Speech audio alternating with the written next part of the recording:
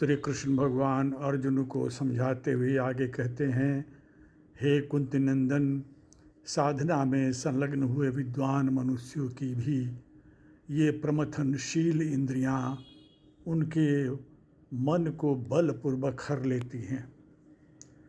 यानी जब तक साधना में परिपक्वता नहीं आती, बुद्धिमान साधक को अपनी इंद्रियों पर कभी विश्वास नहीं करना चाहिए, क्योंकि जब तक विषयों के प्रति रस बुद्धि है तब तक साधना में पतन होने की संभावना रहती है।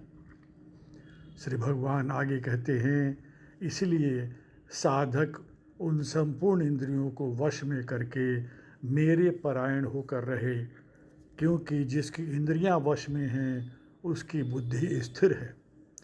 यानी साधना की पूर्णता हेतु ईश्वर परायण होना अत्यंत आवश्यक है।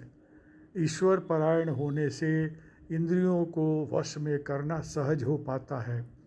अगर कोई निज प्रयास से इंद्रियों को वश में करना चाहे तो यह बहुत ही कठिन है, और इंद्रियों का वश में होना अति आवश्यक है, क्योंकि इंद्रियों के वश में होने से ही बुद्धि स्थिर हो पाती है। श्री भगवान आगे कहते हैं, विषयों का चिंतन करने वाले मनुष्य की उन विषयों में आसक्ति हो जाती है। आसक्ति से कामना पैदा होती है। कामना में बाधा होने पर क्रोध पैदा होता है। क्रोध होने पर अविवेक यानी मूढ़ भाव हो जाता है।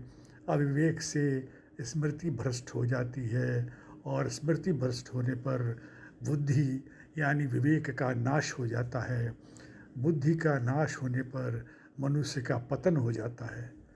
विषय भोग ऐसा विष है जिसे भोगने की तो छोड़िए, उनका राग पूर्वक चिंतन करने मात्र से साधक क्रमशः पतन की ओर चला जाता है, क्योंकि भोगों का चिंतन भी भोग भोगने से कम नहीं है।